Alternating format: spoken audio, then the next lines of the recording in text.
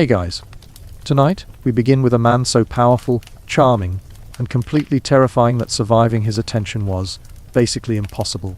It's ancient Greece, the world of gods, myths, and a Zeus who didn't take no for an answer. The world is golden, mythical, and danger. Well, it comes with lightning bolts and shape-shifting shenanigans. Before you get comfortable, take a moment to like the video and subscribe, but only if you genuinely enjoy what I do here. And let me know in the comments where you're tuning in from and what time it is for you. It's always fascinating to see who's joining us from around the world. Now, dim the lights. Maybe turn on a fan for that soft, steady hum. And let's ease into tonight's journey together. Congratulations. You've just caught the attention of Zeus, and you probably won't survive it. The sky rumbled in ancient Greece with a warning that mortals had learned to fear. Thunder was not merely weather here, it was a signal that Zeus, king of the gods, might be restless. Storm clouds rolled across the horizon, like a curtain being pulled before a drama, and the people below glanced upward with unease. Every flash of lightning was more than nature. It was personality, desire, anger, or, worse still, affection. Zeus's attention was never a blessing. It was survival's worst lottery. Those who caught his gaze rarely lived happily ever after. More often, they became tragic tales, whispered by neighbors, sung by poets, and carved into stone as warnings. The gods of Olympus were theatrical, but Zeus was the headline act, and his interests were as dangerous as they were sudden. Mortals knew the signs. A shower of strange golden light slipping through a roof beam. A bull wandering too close to the shoreline, eyes gleaming with suspicious intelligence. A swan landing in a pond and lingering just a little too long. These were not coincidences. They were entrances, disguises, costumes chosen by the king of the sky in his endless pursuit of mortal company. To be noticed was to be rewritten, transformed into myth against one's will. And if Zeus arrived, Hera would not be far behind. The queen of Olympus did not unleash her rage on her husband, not directly. Instead, mortals bore the weight of her fury.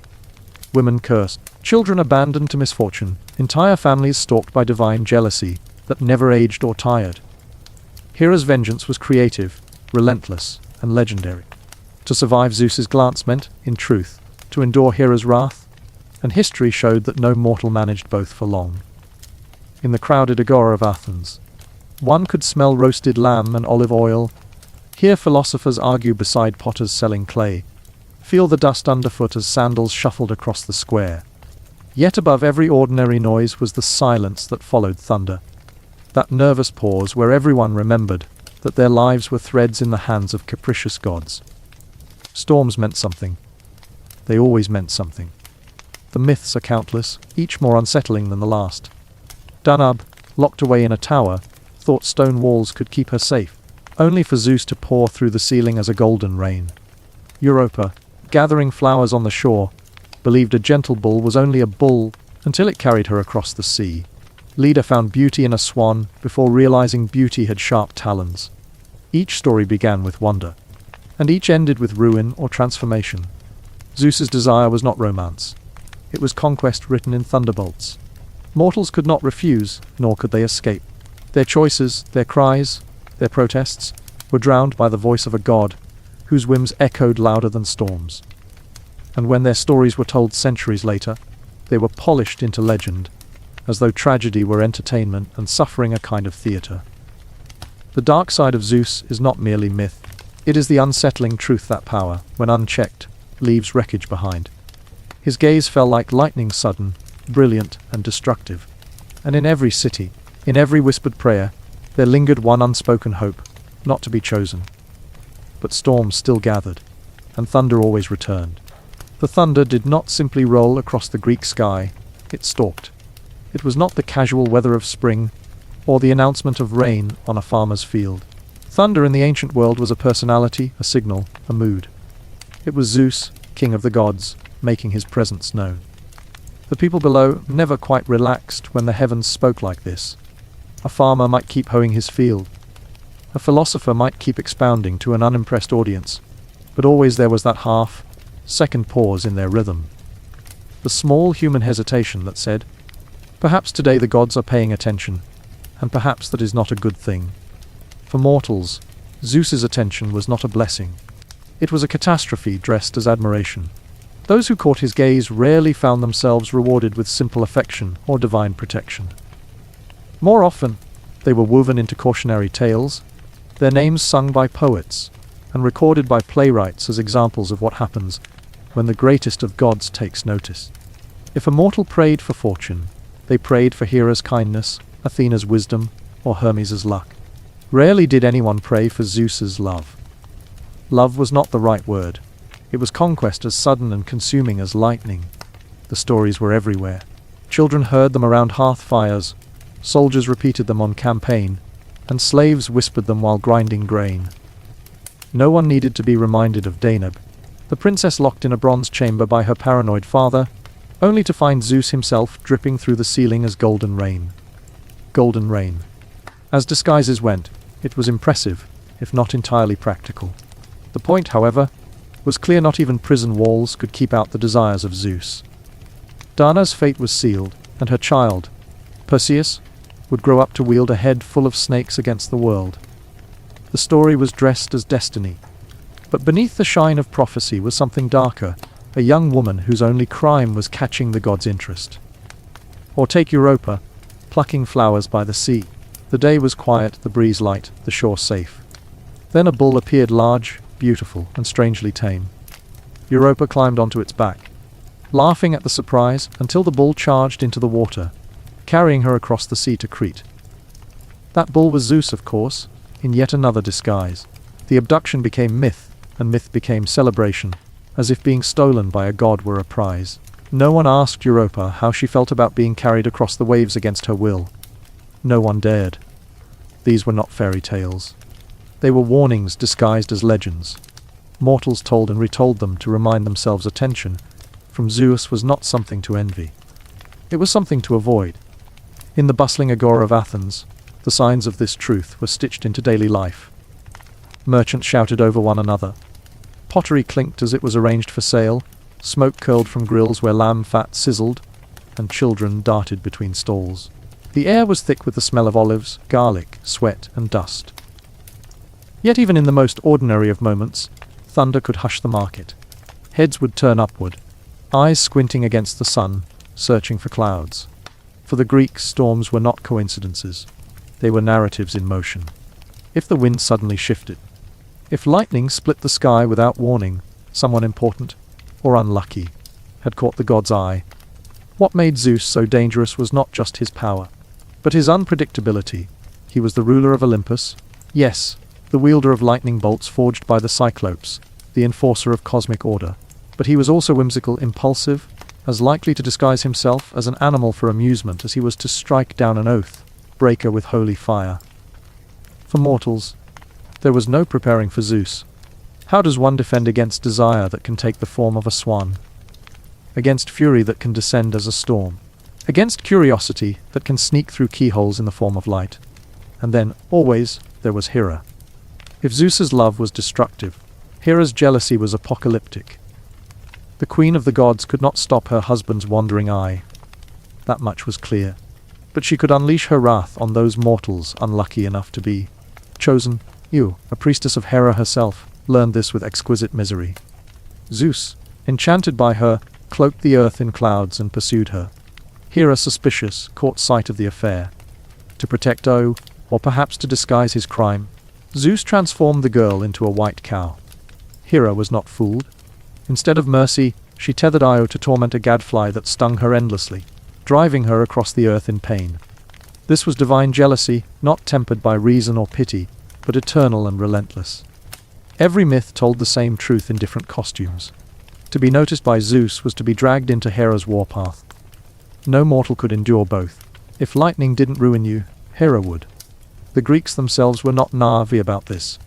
Temples rose in honor of Zeus, sacrifices were made in his name, prayers were spoken in awe of his might, but always with a note of caution. Worship was less about love than about survival. Farmers sacrificed bulls not to win his affection, but to keep storms from flattening their harvest. Sailors prayed at his altars, not because they wanted Zeus's embrace, but because they wanted to cross the Aegean without finding themselves at the bottom of it. It was respect mixed with dread, reverence mixed with wariness. One did not adore Zeus, one endured him.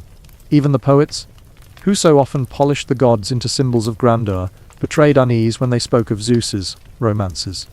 Ovid, Hesiod, Homer, each recounted his escapades, but with an undercurrent of menace. The disguises, the transformations, the sheer audacity of his pursuits.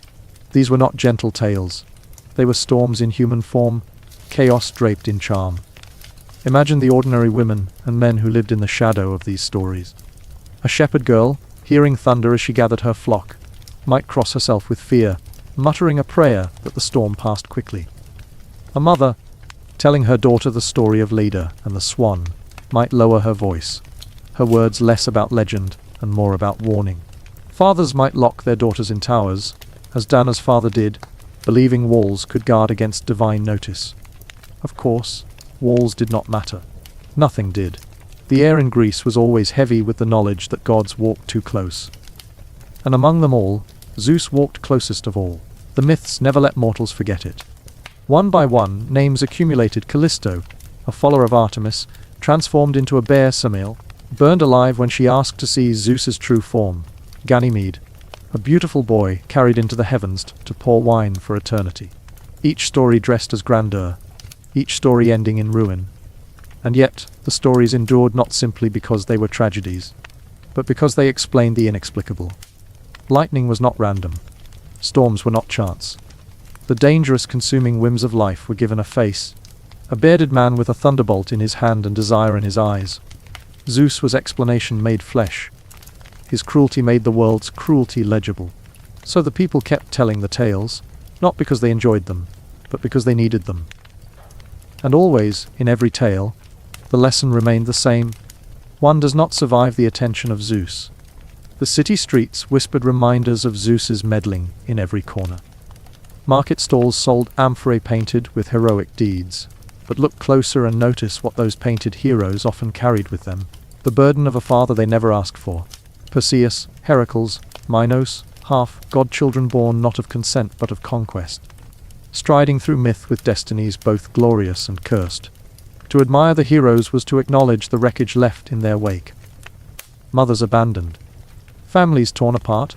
Lives shortened because the king of Olympus could not leave mortals to their peace. And yet, these stories were not always told in bitterness. There was a strange mixture of awe tangled with fear. To live in a world where the sky could descend in disguise was terrifying, but it was also intoxicating. The myths promised that the ordinary could be snatched up into the extraordinary, though rarely in ways one might desire. Who wouldn't shiver at the thought that a quiet walk through the countryside could suddenly become the first line of a legend? Still, beneath the thrill was a truth no one could ignore. Zeus's attention was never safe. Take the tale of Samael, daughter of Cadmus. She believed herself beloved, chosen, special among mortals. When Zeus visited her, cloaked and glowing with divinity, she welcomed him. But Hera, ever watchful, slipped into the story as easily as a shadow at twilight. Disguised as an old woman, Hera whispered into Samael's ear, "If he truly loves you, make him reveal his full divine form." Love should have no secrets, should it not? Samael, convinced, asked. Zeus, bound by his oath to grant her desire, unveiled himself in all his lightning brilliance. A mortal cannot look upon a god unveiled and survive. She burned instantly, reduced to ash, her unborn child torn from her womb. That child was Dionysus, who lived, but only because Zeus sewed him into his thigh until the time of his birth. Samael was remembered, yes, but as a cautionary tale of what happens when one draws too close to divine fire. There is irony in how these stories survived. For centuries, men painted them on vases, carved them in relief, recited them at feasts. They were dressed as entertainment, spun as noble tales. Even when the core was brutal, Zeus was not softened for polite company. He was lightning and law, but also appetite. Mortals laughed and gasped and applauded. But in the quiet hours, as storms rolled across the sky, surely many wondered whether the next flash might descend into their own homes. For women especially, Zeus's myths were not abstract entertainment, but reflections of powerlessness. Their lives were already bound by fathers, husbands, laws that kept them in the shadows of the polis. To add the threat of divine notice, a god who could appear as anything, ignore any boundary, and leave chaos behind, was salt on the wound of existence. Survival meant invisibility, and invisibility was rarely an option. Men, of course, fared little better. Consider Ganymede, a Trojan prince of extraordinary beauty. One day he was tending his flocks on the slopes of Mount Ida. The next, Zeus swooped down in the form of an eagle and carried him to Olympus. There, he was made cupbearer to the gods, pouring ambrosia for eternity. Poets celebrated the tale as honor. Yet what honor is it to be torn from home, from family, from freedom, to serve forever as a symbol of divine desire? Immortality in this case was less reward than gilded captivity. These stories stitched themselves into the very fabric of Greek religion. They were not kept secret. Temples to Zeus stood in every city, sacrifices smoked upon their altars, yet always the worship had an edge of nervousness. Offerings were not made for love but for protection, the way one might leave bread at the edge of a forest for a hungry wolf. Appease him, keep him content, and perhaps he will pass by without noticing. The ancients understood that gods were not safe guardians, but forces of nature given names and personalities. And no force was more volatile than Zeus. One might imagine the soundscape of such a world. In Athens, the chatter of merchants was punctuated by the crack of thunder, a sound that froze conversations mid-sentence. In the countryside, shepherds whistled to their flocks but watched the skies as anxiously as the hills. Sailors, pushing their fragile ships across the wine, dark sea, measured every gust of wind as a potential message from Olympus. When storms struck, it was not simply weather. It was Zeus angry, restless, or, perhaps most dangerously, curious. The gods, after all, were theatrical beings. They sought spectacle, story, legend. Mortals were their actors, their stage props, their unconsenting co-stars. And Zeus, as playwright and lead, demanded the loudest applause. What chance did anyone have of survival when the story was written before they even entered it? It is easy, from a distance, to laugh at the disguises. A swan, a bull, a shower of light, the absurdity borders on comedy. But to those who lived within the myths, absurdity was no shield. Europa may have laughed as the bull nuzzled her hand before it charged into the sea. Danag may have gasped in wonder as the golden rain poured around her. Absurdity was simply part of the terror. Who would believe a girl who claimed that her ruin had come in the form of a bird? Who would listen to a shepherd insisting that lightning had spoken his name? The very strangeness of Zeus's disguises left mortals isolated, unable to explain their fate. Perhaps this is the true cruelty of the myths. Not simply that Zeus descended, but that his visits left mortals silenced. Their stories were retold, reshaped, celebrated, but rarely from their own perspective. Their suffering became footnotes to the greatness of heroes and the majesty of gods. And yet, the myths endured because they answered a question mortals could not avoid. Why does misfortune strike the innocent?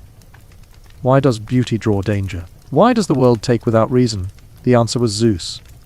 Not fair, not comforting, but clear. So the thunder rolled, and mortals continued their lives under its shadow.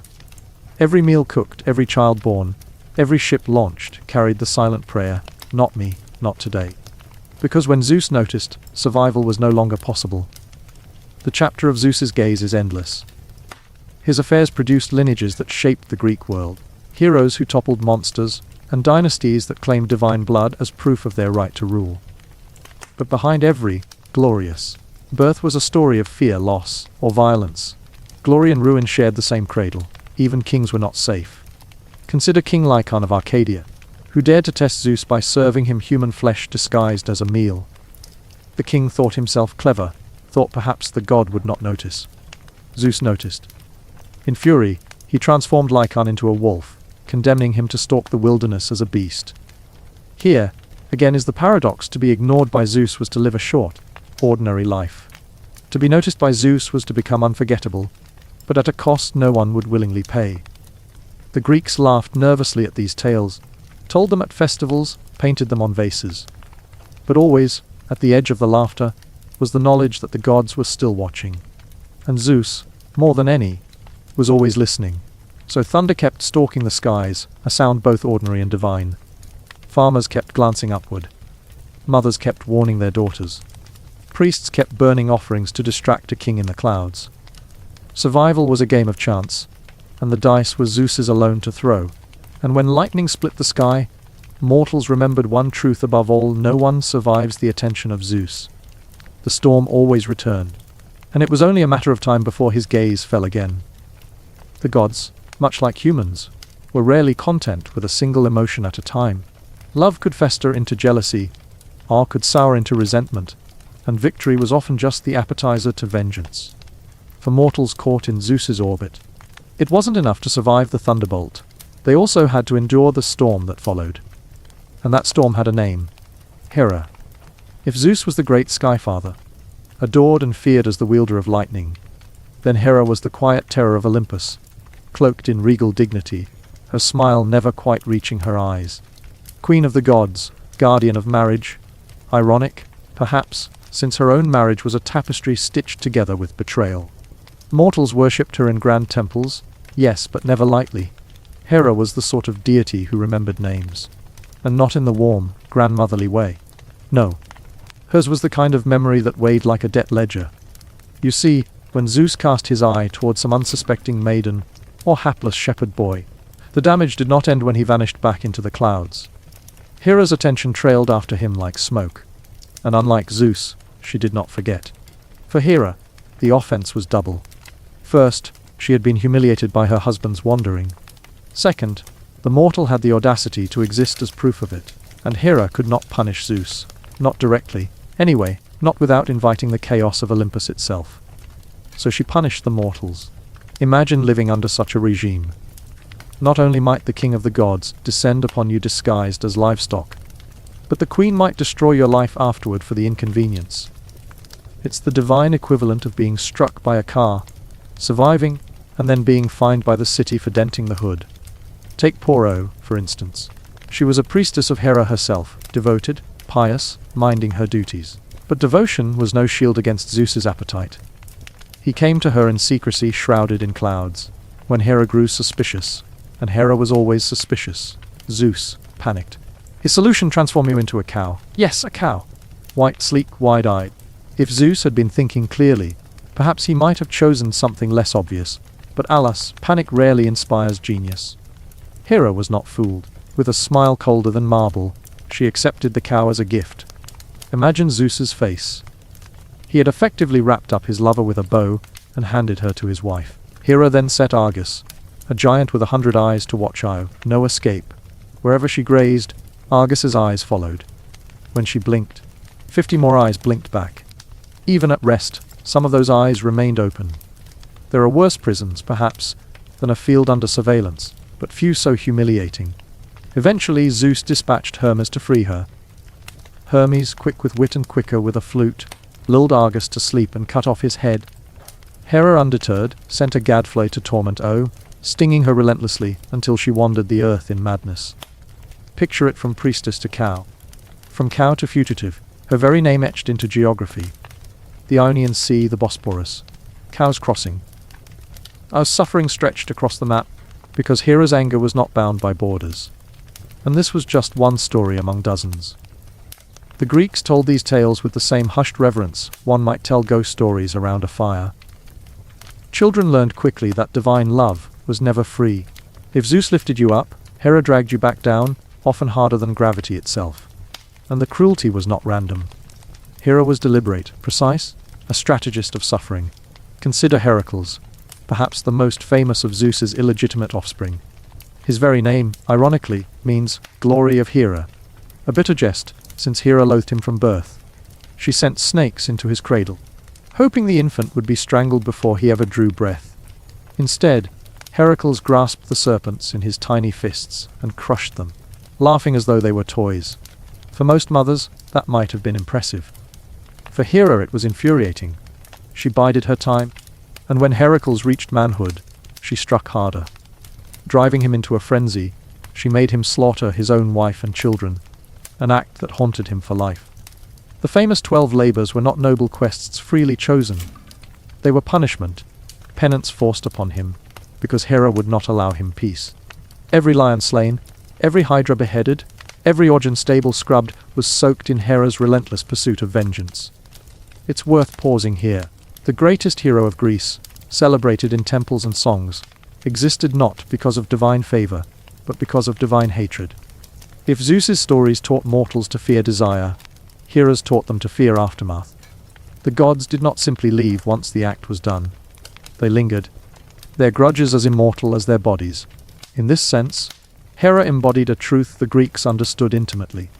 The most dangerous enemy is not the one who strikes in passion, but the one who waits, plots, and never forgets. It is tempting, from our modern vantage, to sympathize with her. After all, Hera was trapped in a marriage with the universe's worst husband. She had no choice but to endure his betrayals. Who wouldn't become sharp, bitter, vengeful? But sympathy did not save the mortals caught in her path. They became the collateral damage of divine dysfunction. Their lives wrecked not for their own deeds, but for the sins of gods who refused to own them. Temples to Hera still rose across the Greek world. At Samos, at Argos, at Olympia, worshippers brought offerings of cattle, coins, woven robes. They prayed for fertility, for marriage, for protection. And yet, those same worshippers surely whispered her other stories too. The ones where she pursued women to the ends of the earth, tormented children, hunted relentlessly. To honor Hera was to honor both sides of her, the benevolent queen and the implacable fury. Mortals had no luxury to choose. The sound of her presence was subtler than Zeus's thunder. She was not lightning, sudden and blinding. She was pressure, weight, a silence that stretched too long. If Zeus was the clap of the storm, Hera was the dread before it. The air too still, the birds gone quiet, the feeling that eyes are on you though you stand alone. And unlike Zeus, Hera had patience. Mortals sometimes slipped from Zeus's notice, forgotten in the rush of new desires. But Hera remembered. Days, years, lifetimes. It made no difference. She could wait as long as eternity required. To offend Hera was to inherit a curse written not in fire but in ink, permanent and precise. What did it feel like, then, to live beneath such a queen? Imagine you are a farmer's daughter, born in the shadow of a temple to Hera. From childhood you are told she guards marriage, that she blesses wives and mothers. You braid flowers into garlands for her festivals. You watch the priestesses in their robes of white. You are taught to honor her with honey cakes and doves. And then, one day, the king of the gods notices you. He arrives in disguise, overwhelming, inescapable. By the time the clouds clear, your life is no longer your own. You expect Zeus to leave as swiftly as he came. But Hera arrives afterward, and she stays. Every sickness in your household, every misfortune in your family, every storm that ruins your harvest feels like her hand. The god left you with a memory. The goddess leaves you with ruin. Mortals feared Zeus's gaze, but they feared Hera's memory more. The Greeks, perhaps without realizing it, were crafting not only myths but reflections of their own world. Just as kings and rulers wielded unchecked power, so too did their wives wield quieter, but equally devastating influence. A king might conquer, but a queen could scheme. And if you were caught in the crossfire of their rivalries, there was little chance of escape. Hera's wrath lingers in story after story, proof that for mortals, the greatest danger was not simply divine attention, but divine resentment. Zeus might leave scars, but Hera ensured the wounds never healed. And that, perhaps, was the cruelest lesson of all. Survival was never about the first strike. It was about what followed. Hera's vengeance was not always loud, nor did it always strike immediately. Sometimes it was a slow drip of cruelty, a steady leak that wore away a life, until all that remained was hollowed exhaustion. And in many ways this made her wrath more terrifying than Zeus's sudden thunderbolts. Thunder comes, booms, fades. But Hera, she lingered like smoke in your clothes, long after the fire had gone. Take the tale of Semele, a mortal woman, daughter of Cadmus of Thebes, caught the wandering eye of Zeus. He did not creep upon her in disguise at first, at least not the usual barnyard parade of swans or bulls. Instead, he came as himself, radiant, resplendent, too glorious for mortal eyes to behold. And in the beginning, it seemed Semele had lucked into something rare, affection without deception. But Hera, of course, sniffed it out. She always did. Her strategy this time was not direct punishment. It was manipulation. She approached Semele in disguise, whispering doubts like poison. Did Semele truly know it was Zeus she lay with? Perhaps it was some pretender.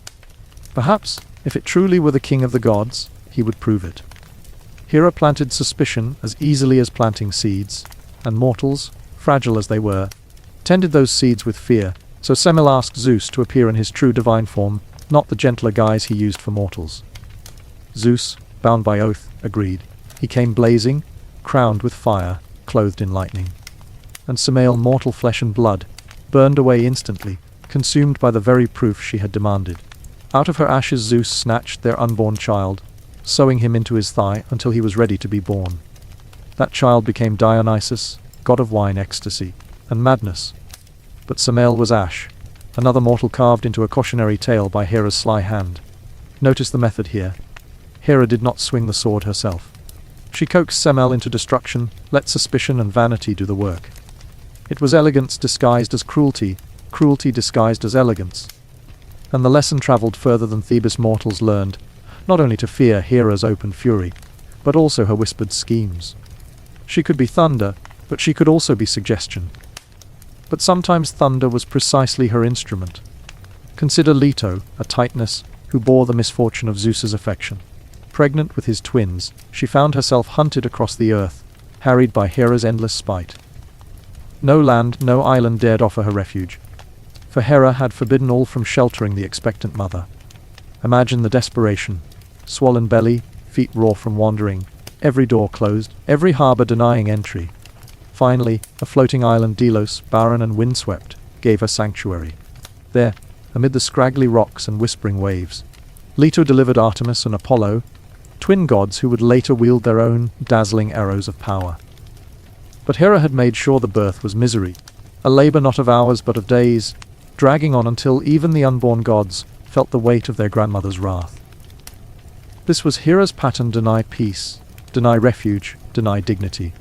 You could not fight her, you could only endure her, and mortals did so knowing survival itself was a kind of defiance. Even the nymph Echo was caught in Hera's jealous snare. The nymph was lively, talkative, a chatterbox of the forest. When Zeus slunk away from Olympus to meet other nymphs, Echo cleverly distracted Hera with endless conversation. Stories, questions, meandering chatter.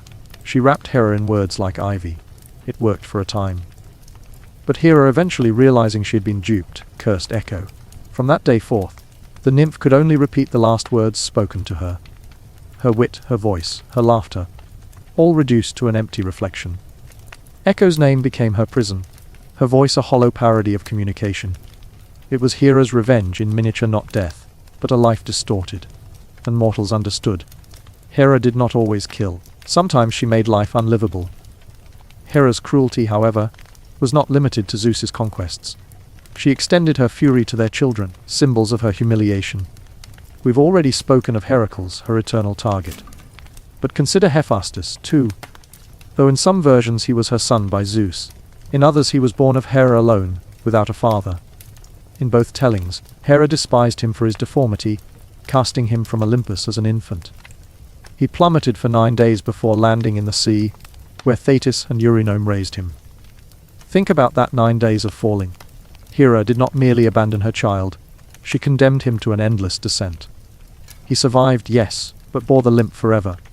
Hephaestus would later forge wonders of Olympus, thrones and weapons, and yet his mother's rejection clung to him as tightly as the limp. Hera's cruelty birthed resilience, but it also scarred. So why did the Greeks preserve these tales of her vengeance, carving them into marble and painting them upon vases? Perhaps because they understood that power rarely came pure. Zeus's power was blatant, strength, lightning, dominance. Hera's was subtler, influence, cunning, memory. To tell stories of her wrath was to remind mortals that not all dangers arrive with fanfare. Some arrive as whispers, as cold glances, as exile, as silence. And yet, here's the paradox. Hera was worshipped. Temples to her rivaled even Zeus's. The Heraion of Samos was colossal, one of the grandest sanctuaries in Greece. Processions, sacrifices, festivals, all dedicated to her honor. Mortals prayed to her for marriage, for fertility, for queenship. They recognized her as both protector and destroyer. She was not adored despite her cruelty, but because of it. To honor Hera was to seek her restraint, to bribe her memory, to hope she might look upon your marriage and decide, just this once, to leave it unbroken.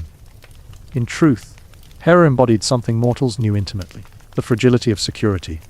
A marriage could be shattered by betrayal, a home ruined by envy, a life twisted by resentment. To appease Hera was to acknowledge these truths.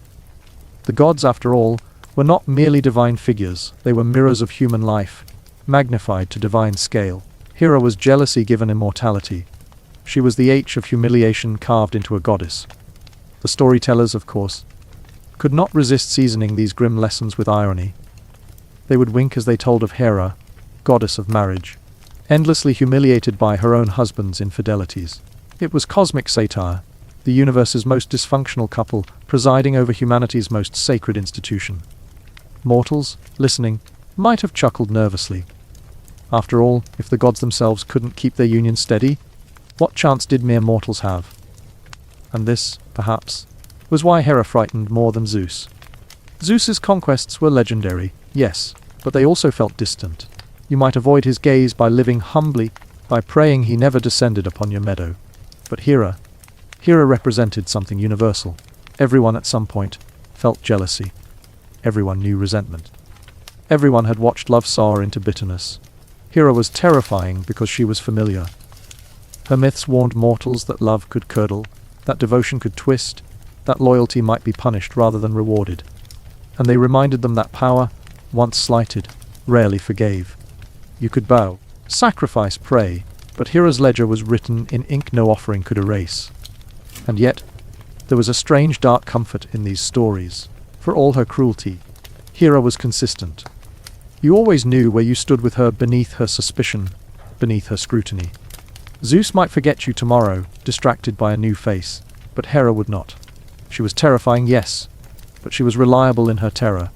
So mortals lit their fires at her temples, they wove garlands, they prayed, not necessarily for love, but for peace, for the chance to pass unnoticed beneath her gaze, for the luxury of being forgotten.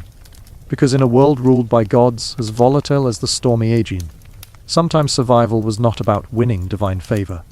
Sometimes it was simply about dodging divine attention, his or hers.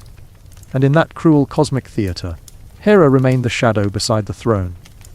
The goddess whose silence weighed more than thunder, whose memory lingered longer than lightning.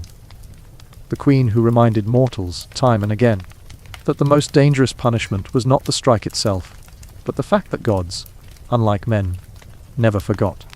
And so the question was never if Hera would notice. It was when. Imagine ancient Greece at dusk, the olive groves sighing with evening wind, the smell of roasted lamb drifting from some villager's hearth. In that quiet hour, when shadows grow long and mortals prepare their small offerings to the gods, there is one unspoken rule humming beneath the cicadas. If Zeus wants you, you don't say no.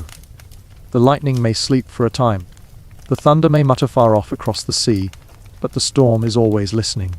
And yet, as stubborn mortals have done since time began, some dared to resist. Some dared to refuse the king of Olympus. And their stories did not end well. Take Callisto, for instance. A nymph of Artemis's retinue, she had sworn to live untouched, devoted to the virgin huntress.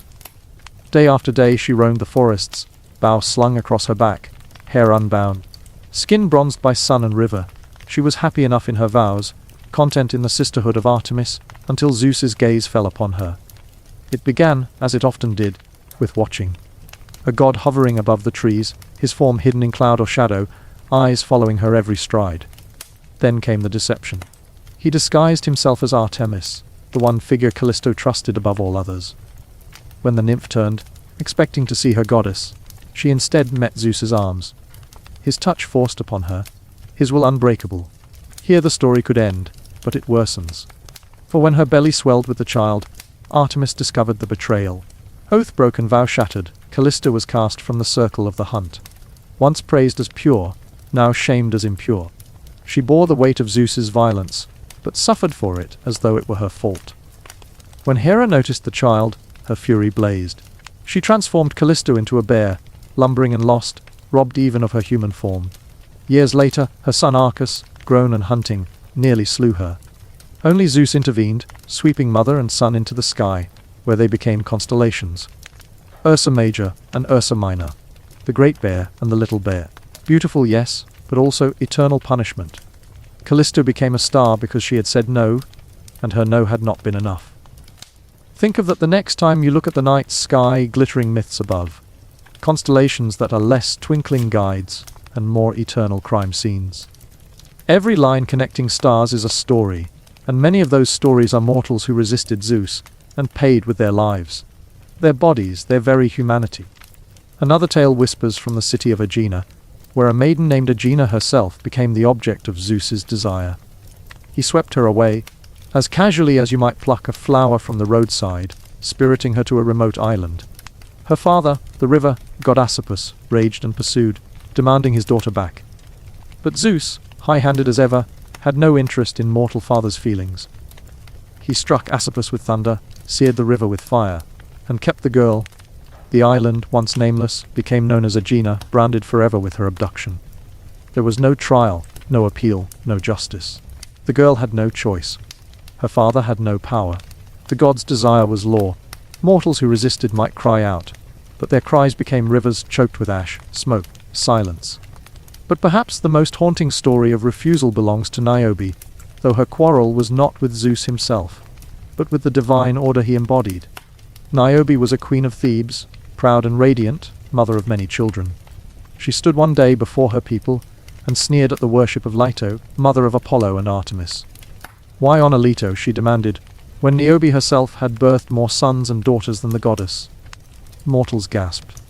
To mock a mother of the divine was dangerous, to boast of superiority was fatal, and yet Niobe persisted, daring to lift her chin to Olympus.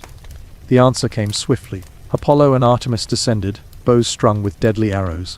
One by one, Niobe's children fell. Sons pierced in the chest, daughters silenced mid-cry.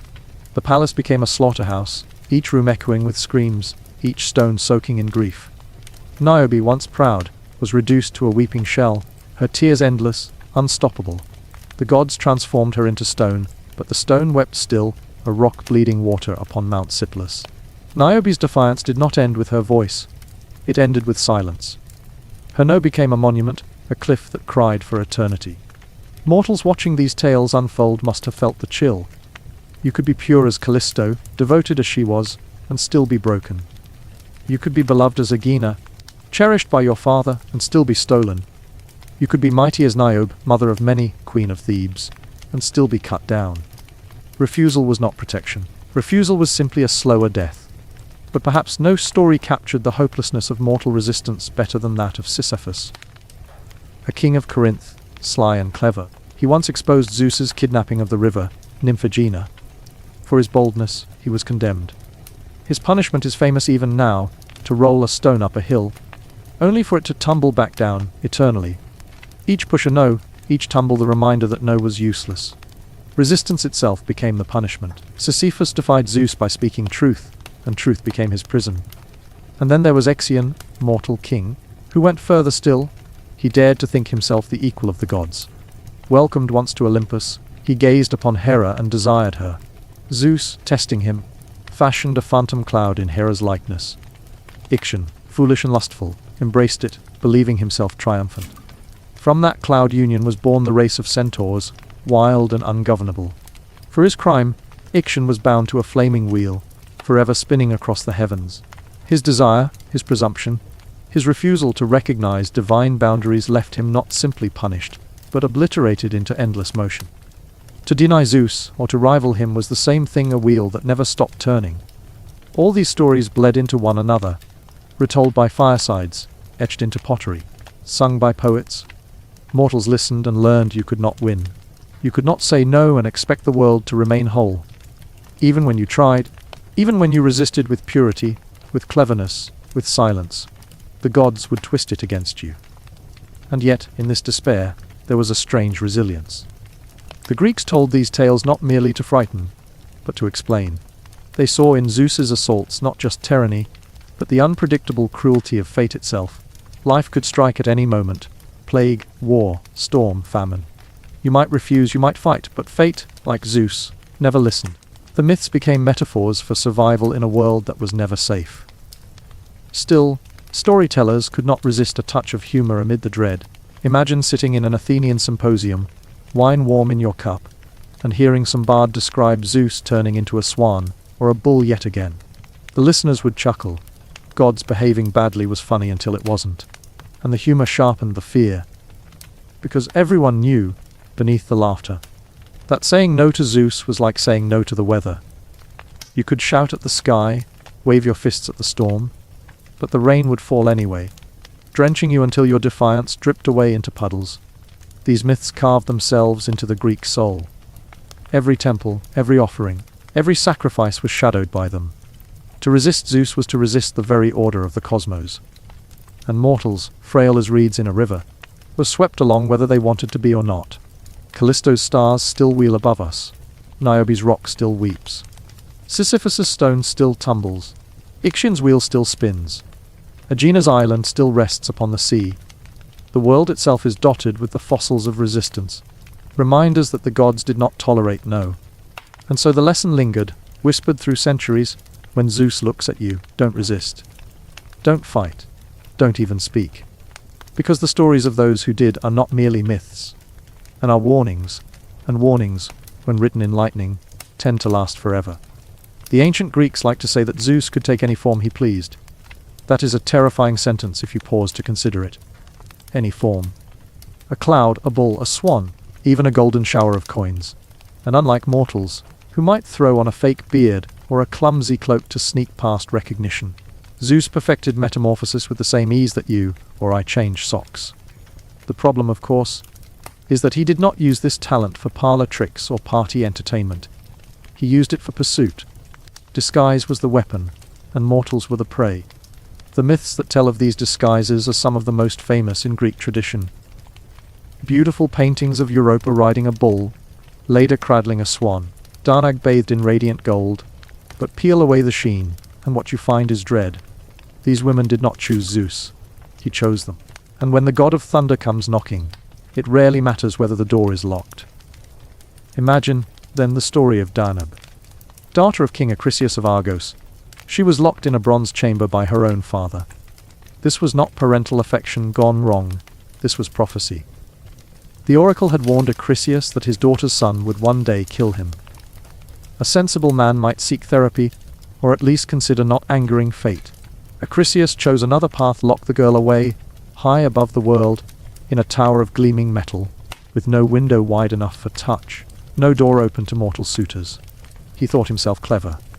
But if Zeus desired, bronze walls were no barrier. He did not appear as himself, which might have been merciful. Instead, he became a shower of golden rain, spilling through cracks in the chamber, sliding like liquid sunlight across Dana's skin. In art it looks beautiful, a shimmering miracle from the heavens. In story, it is far darker. A god invading even the safest prison, desire unstoppable, turning prophecy into reality. From that shimmering intrusion, Perseus was conceived. You may remember Perseus, the slayer of Medusa, rescuer of Andromeda, hero whose face decorates vases across Greece. But behind his glittering legend stands Danab, a girl whose father feared her so much he locked her away, and whose god pursued her so relentlessly that even walls could not protect her. When Acrisius discovered the child, he panicked. A prophecy does not care for bronze locks, and kings, like anyone else, cannot outmaneuver fate. Acrisius placed mother and child into a wooden chest and cast them into the sea, as though a watery grave might solve the problem. But the chest did not sink. It floated, guided by the will of gods who seemed to play dice with human suffering. Was Danag rescued? Yes. But did she ever have a choice? No. And so every time we cheer Perseus's victory, we should remember the bronze chamber, the golden rain, the girl who never wanted it. If Danada's tale shows that walls are useless, Europa's story proves that even open fields are unsafe. She was a Phoenician princess, carefree and radiant, wandering along the shore with her attendants. The sea lapped gently at her feet, the sky stretched blue above, and the meadow was alive with flowers. Perfect, peaceful, harmless, until the bull arrived. A magnificent white bull, larger than life, with horns curved like crescent moons and eyes soft, inviting. Not the sort of creature one expects to see on a casual seaside stroll. Europa, charmed by its beauty, approached. The animal knelt at her side. Tentatively, she climbed onto its back, perhaps imagining herself queen of the meadow, or perhaps simply curious.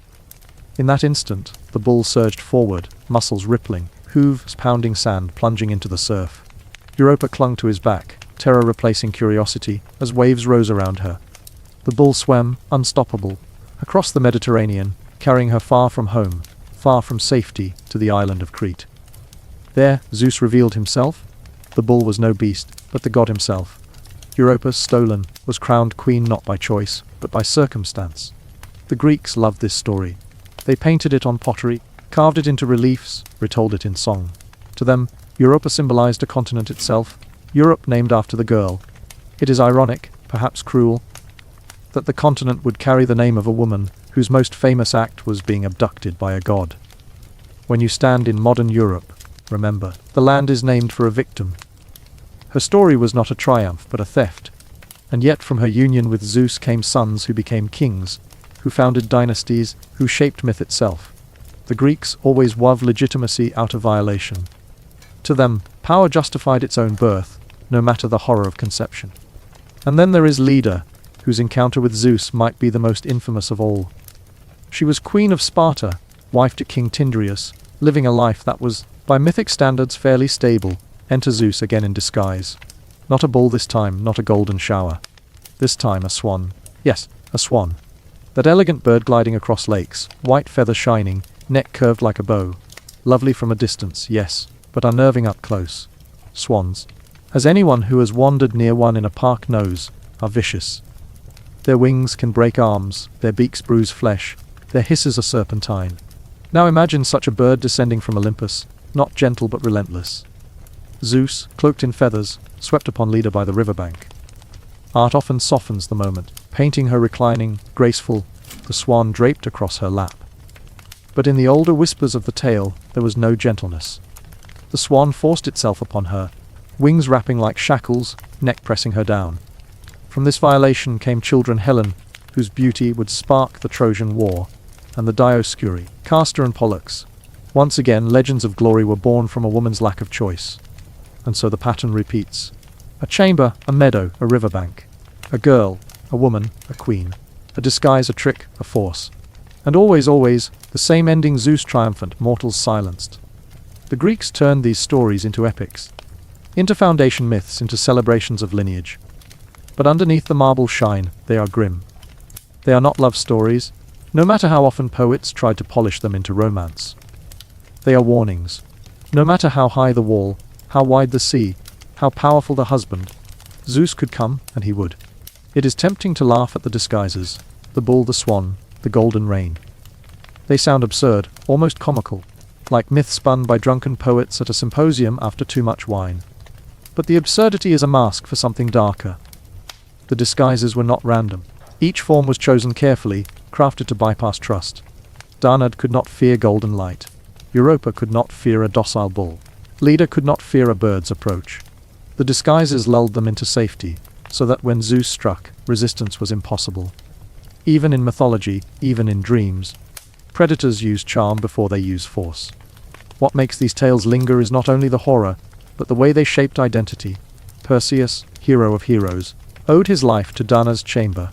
Europe, a continent, carried the name of a stolen girl. Helen of Troy, face that launched 1,000 ships, existed because a swan forced her mother. The Greeks built their legends, their very self-image, on foundations of coercion. Every dynasty, every epic, every hero was shadowed by Zeus's pursuit. This was not just mythology, it was theology. It was a worldview the powerful take, and the powerless endure, and mortals learned from it. They built temples not only to honor Zeus's thunder, but to appease his appetites. They offered sacrifices, prayers, libations, as though to whisper, "Not me, not my family, pass us by." The myths were memory, but also threat. To refuse Zeus was not just to risk punishment. It was to risk becoming a story, carved in stone, sung in song, your suffering immortalized for others' entertainment. When you walk through the ruins of ancient Greece, the broken columns, the shattered pediments, the fragments of pottery scattered like puzzle pieces, you see the remnants of those prayers. A temple at Olympia, a statue at Dodona, an altar in some forgotten village grove. Mortals tried to bargain, to negotiate, to buy safety. But the myths remind us that no one was ever truly safe. Zeus's disguises could slip through locks, cross seas, glide from the sky. You could not bar the door. You could not shut the window. You could not walk too quickly through the meadow. If the god wanted you, he would come. And so, the lesson survival was not about saying no. It was about not being noticed. Hide in the crowd. Keep your head low. Offer your prayers, and pray they are enough. Because if Zeus looks your way, whether as a cloud or a swan, your story will not be your own anymore. It will belong to myth. And myth, once it claims you, never lets you go. The stories of Zeus's disguises are unsettling enough, but what followed was often far worse. For the women who caught his gaze, survival did not end with the encounter. Their lives, and the lives of their children, became battlegrounds. If Zeus's pursuit was the lightning strike, the aftermath was the storm Hera's fury, jealous gods, suspicious husbands, angry fathers, and communities burdened with the consequences. To be loved, or rather pursued, by the king of the gods was not a blessing. It was a curse that echoed for generations. Begin with the one constant in every tale, Hera. Queen of Olympus, goddess of marriage, patroness of fidelity and family. She should have been revered as a protector of women. But mythology gives her little chance to play that role. Instead, she is cast in the role of persecutor, not of Zeus but of the women he pursued. Hera's wrath, legend after legend, falls not on her husband but on his victims. One can imagine her rage, her humiliation, married to the most powerful being in the universe, yet unable to stop his wanderings. The poets paint her as jealous, vindictive, cruel. Perhaps she was all of those things. Or perhaps she was simply trapped in the role the myths forced upon her, unable to touch Zeus himself. She turned her fury toward those within reach. Consider the mortal priestess whose beauty caught Zeus's eye. To hide her from Hera, Zeus transformed her into a cow. Yes, a cow, one of the most ignominious disguises of all. But Hera was not fooled. She demanded the animal as a gift, and Zeus, cornered, surrendered Io into her keeping. Hera then set Argus, a guardian with 100 eyes, to watch her day and night. Imagine the humiliation. A woman transformed into cattle, spied upon constantly, unable to speak, unable to escape. When Zeus finally sent Hermes to slay Argus and free her, Hera's vengeance did not end. She unleashed a gadfly to torment Io endlessly, driving her across continents. In some versions, Io wandered all the way to Egypt, still pursued, still stung, until at last Zeus restored her form. She became a queen, even a goddess, in foreign lands. But what sort of gift is divinity when it begins with a buzzing torment that never lets you rest? Hera could not strike Zeus, so she struck Io. The result was not a blessing, but a lifetime of flight. The children born from these unions fared little better. Take Heracles, son of Zeus and Alcmene. His story is told as one of triumph, slayer of monsters, hero of 12 labors, conqueror of death itself. Yet behind the legend lies a childhood marked by Hera's hatred. While still in his cradle, the goddess sent serpents to strangle him. The infant strangled them instead. An impressive feat, yes, but also a chilling image, a baby forced to wrestle death before he could walk. Hera's persecution did not end there. She drove him into madness, causing him to kill his own wife and children, an act that set him on the path of his labors. The Greeks saw his suffering as proof of his greatness, his ability to endure. But consider what that suffering really meant. Heracles was not punished for arrogance, nor for crime, nor for hubris. He was punished because of who his father was. His greatest trials, his deepest torments, were not the result of his own choices, but of a feud between gods that mortals could never win. Then there is Semele, mother of Dionysus. She too suffered Hera's jealousy. The queen of the gods disguised herself as an old woman, whispering poison into Semele's ear. "If Zeus truly loves you," she said, "make him show himself in his full divine form." It was the kind of suggestion only a god would survive. Semele, persuaded, asked Zeus to appear as he truly was. Bound by oath, he agreed. When he revealed himself, the sight was too much for mortal flesh. Semele was incinerated in lightning. Her child, not yet born, was sewn into Zeus's thigh, from which Dionysus was later delivered. The god of wine and ecstasy thus entered the world, through a mother who never lived to see him. Once again, Hera could not harm Zeus directly, so she struck at the woman, and the result was ash. Semele is remembered only as a shadow in her son's story. A cautionary tale of what happens when you demand proof of love from a god. The pattern is relentless.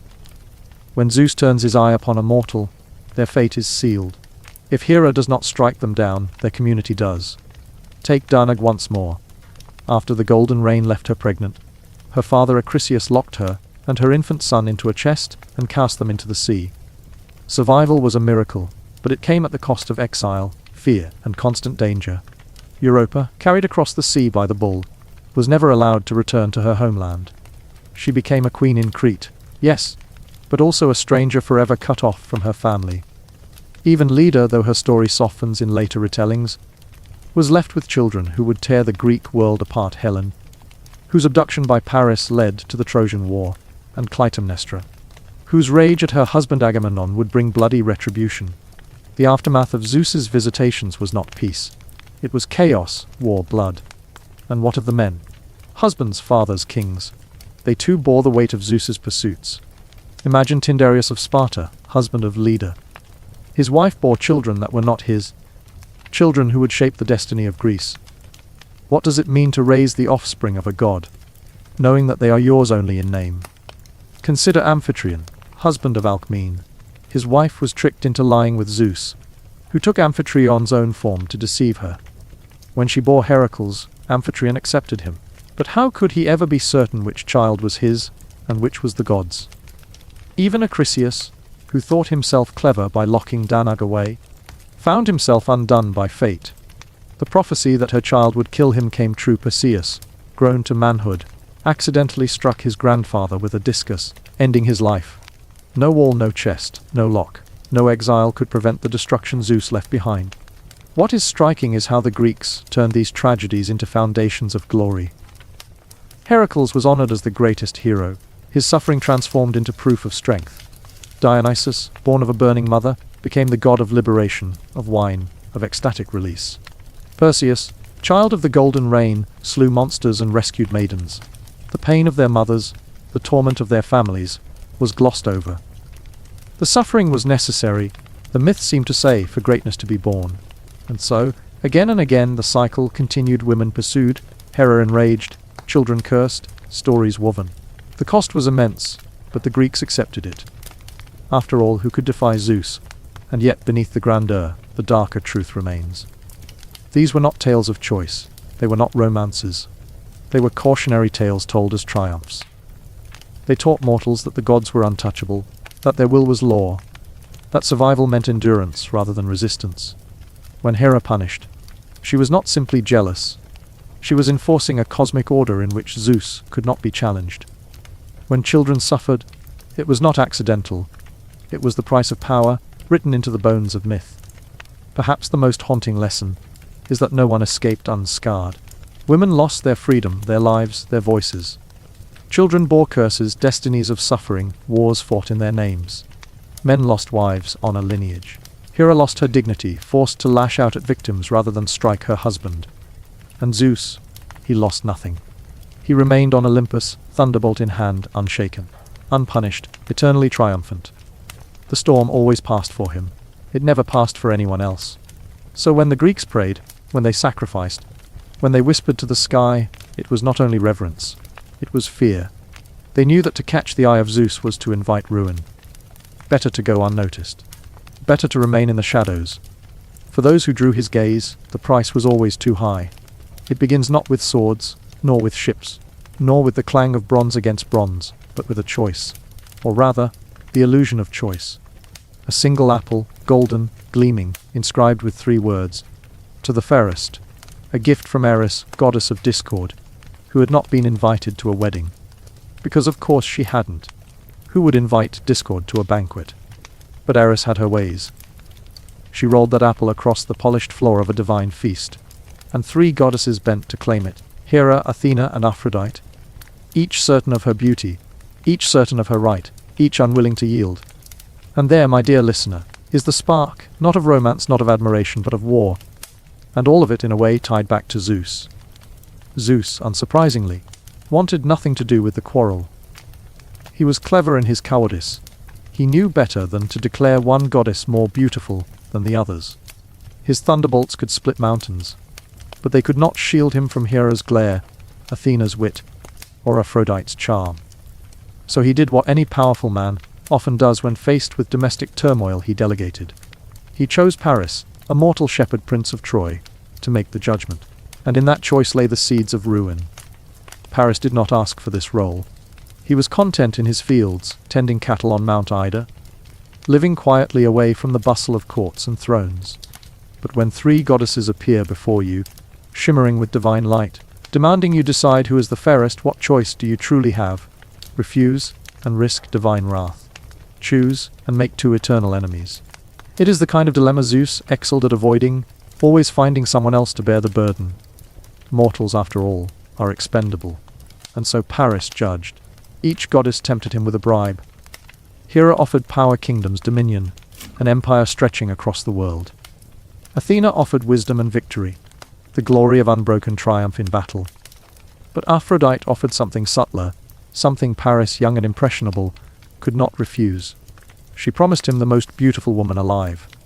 That woman was Helen of Sparta, daughter of Zeus himself, born of that infamous night when the king of gods took the form of a swan to seduce or assault Leda.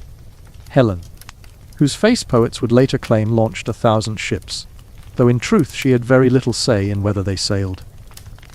Paris accepted Aphrodite's gift, and in that acceptance, the fate of nations was sealed. Helen was not free to be given. She was already married to Menelaus, king of Sparta, brother of Agamemnon. A powerful alliance had bound her choice years before, for Helen's beauty had attracted suitors from every corner of Greece. To prevent bloodshed over her hand, her stepfather had made all those suitors swear an oath, whoever married Helen, the rest would defend that union. It was a clever trick, binding warriors with promises they did not realize they would one day regret. And so, when Paris took Helen, whether by seduction, persuasion, or outright abduction, the myths disagree, that oath was called upon. Greece rose, not for Menelaus's wounded heart, but for the bonds of honor they themselves had forged. They sailed not only for Helen, but for their pride. And the gods, watching from Olympus, leaned forward with delight. The board was set. The pieces moved. War, inevitable. But behind the poetry, behind the gilded lines of Homer and the marble statues, lies something darker. The Trojan War was not born of strategy or politics. It was born of Zeus's desire years before, when he pursued Leda. If he had not, Helen would not exist. If Helen had not existed, Paris would not have been tempted. If Paris had not been tempted, 1,000 ships would never have launched. The war that bled nations dry, that saw heroes fall and cities burn, was the long shadow of Zeus's wandering eye. What poets made into epic, history might call tragedy. Imagine the aftermath for Helen herself. Caught between powers beyond her control, she became a symbol rather than a person. Menelaus saw her as property stolen. Paris saw her as prize promised. The Greeks saw her as justification for war. And Hera, oh Hera, saw her as one more reminder of Zeus's betrayals. For Helen's existence itself was a reminder of the swan and the queen. In some stories, Hera despised her. In others she ignored her. But Helen was never free. She was a pawn moved across a board carved by her father's whims. The war lasted 10 years. 10 years of sieges, skirmishes, death sung in mournful verse. 10 years of gods themselves taking sides, meddling in battles, protecting their favorites, sacrificing others. Hera and Athena spurned by Paris, aligned with the Greeks. Aphrodite, triumphant in her promise, shielded Paris and the Trojans. And Zeus claimed neutrality, though his hand was never absent. He tipped scales, whispered fates, watched with the indifference of a king amused by the suffering of mortals. For him, the war was entertainment, perhaps even necessity. There is an old whisper in myth that Zeus wanted the Trojan War, not for beauty's sake, but to cleanse the world of its overabundance of heroes. Mortal strength had grown too great, the line between man and god too thin. War was the culling fire, and all of it again traced back to that single, divine glance toward a mortal queen on a riverbank. The destruction of Troy was not simply a tale of spears and fire. It was the unraveling of families, of legacies. Priam, king of Troy, watched son after son fall. Hector, noble and brave, slaughtered by Achilles. Paris himself, struck down by a poisoned arrow. Cassandra, daughter cursed with prophecy, foresaw the ruin but was never believed. And Helen, she endured. Somehow she survived the burning, the slaughter, the collapse. In some tellings, she returned to Menelaus, forgiven, restored to her throne in Sparta. In others, she was exiled, despised, hunted down by those who blamed her for their losses. Either way, she carried the weight of a war she did not start, born from a father she did not choose. And here lies the bitter irony: Zeus remained untouched. While mortals bled, while Hera fumed, while Troy crumbled, Zeus sat upon Olympus, secure, eternal. His children fought and died. His lovers were cursed, driven mad, silenced. His wife raged herself into exhaustion. But he endured, gleaming, godlike, untouchable. The war that ravaged the world was merely another chapter in his endless reign. For him, Helen's beauty was incidental. For mortals, it was catastrophe. Step into the smoke of Troy for a moment. Hear the crackle of fire on timber, the shouts of soldiers looting, the wails of women taken as slaves. Smell the acrid bite of ash, the iron tang of blood on the streets. Feel the despair of a city that had stood for centuries, now toppled in a single night. And remember that all of it, the ruin, the misery, began not with strategy, not with greed, but with desire. The desire of a god who never bore the consequences of what he began. The Greeks returned home victorious, but victory was hollow. Agamemnon, commander of the armies, was murdered by his wife Clytemnestra, Helen's sister, in revenge for the sacrifice of their daughter Iphigenia. Odysseus wandered for 10 years, cursed by gods, lost at sea. Menelaus brought Helen home, but their marriage was forever a shadow of what had been. Even Achilles, greatest of the warriors, had fallen before the city burned, undone by an arrow to his heel. The war consumed not only Troy but Greece as well. It was a pyre that left only smoke. And so, when poets sang of it, they dressed it in glory. They sang of honor, of rage, of destiny. But beneath their verses lay a simpler truth. It was a story of one man's desire, stretched across generations. The war was not fought for Helen. It was fought because Zeus could not resist leader. Desire is never contained. It spills outward, rippling through lives, through cities, through centuries. And the ripples of Zeus's choices drowned them all. The war ended, but endings in Greek mythology are never endings. They are fractures, openings, places where the smoke drifts and shadows lengthen. Troy had fallen. The Greeks had sailed home, some triumphant, most broken. Many never arriving at their shores at all. But the gods, they had not finished.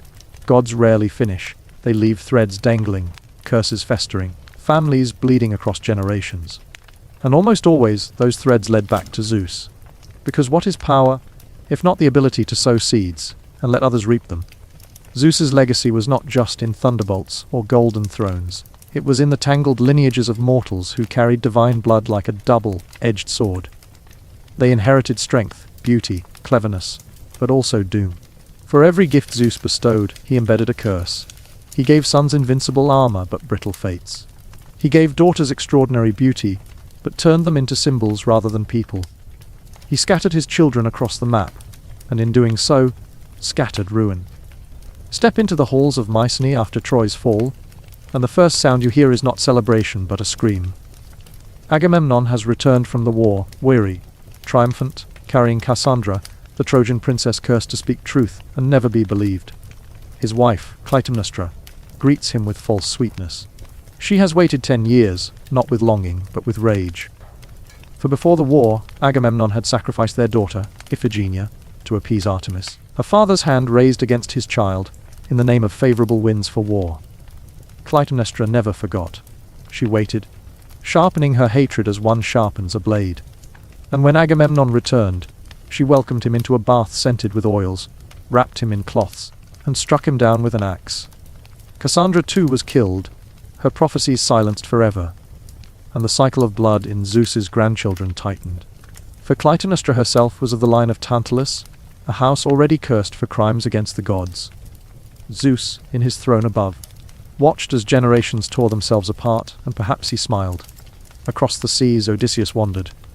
His cleverness, his wit, his silver tongue, they were blessings from Athena, his patron. Yet his misfortunes were curses from Poseidon, offended when Odysseus blinded his son, the Cyclops. For 10 years he roamed, shipwrecked, tempted by sirens, detained by goddesses who found him handsome and worth keeping. Calypso held him on her island, offering immortality if he would stay as her consort. But immortality with a god was never freedom. It was gilded captivity. Odysseus longed for home, for Penelope, for Ithaca. When at last he returned, he found his hall filled with suitors consuming his wealth, pressuring his wife.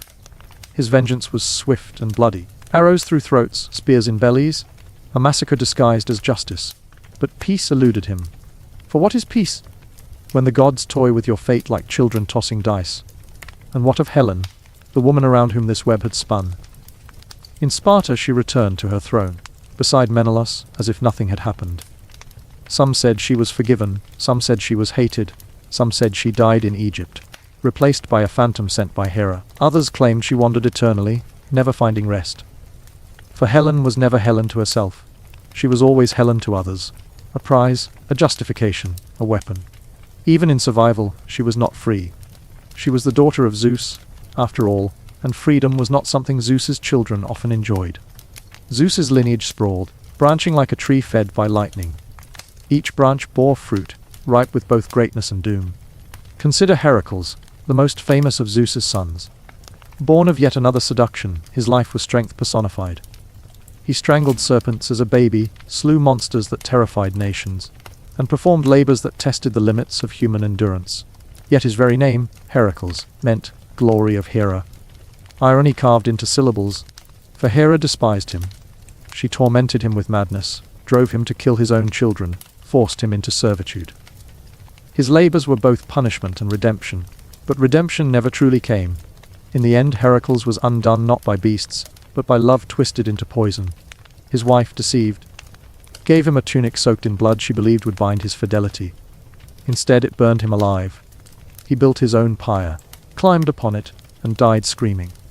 And in death Zeus brought him to Olympus, elevating him to godhood. Was it mercy?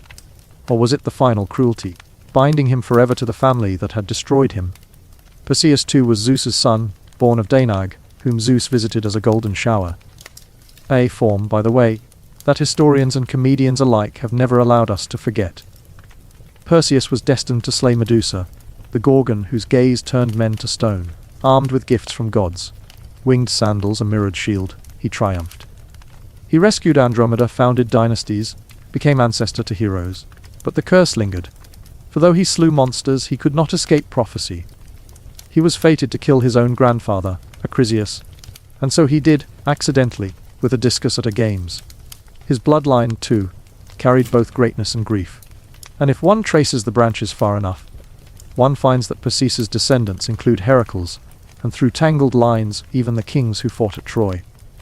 Zeus's children, looping back into one another, a web that snared mortals generation after generation. It was as if Zeus sowed chaos deliberately, scattering seeds across kingdoms, letting them sprout into wars, feuds, and tragedies. For what better amusement than watching entire dynasties stumble over the consequences of his fleeting desires? Think of it as the divine version of reality television, with more blood and fewer commercial breaks. Every time Zeus pursued a mortal woman, it was not simply a tryst, it was a curse disguised as lineage. Mortals celebrated the strength of god children, but beneath that celebration was dread. For every gift had its price, and the price was almost always destruction. Step into a village where a rumor spreads a child born with uncanny beauty, or unnatural strength, or a spark of cunning that seems beyond mortal scope. Whispers rise. Perhaps Zeus visited in the night. The villagers smile uneasily, proud yet afraid. For such children are touched by greatness, yes, but also by fate. And fate in Greek myth is never gentle. Imagine the child growing, admired, envied, tested.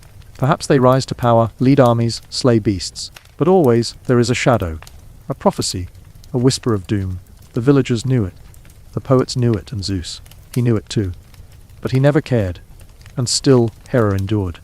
Through every betrayal, every reminder carved into flesh and bone, she endured. She raged, she punished, she twisted fates. But she could not stop the tide.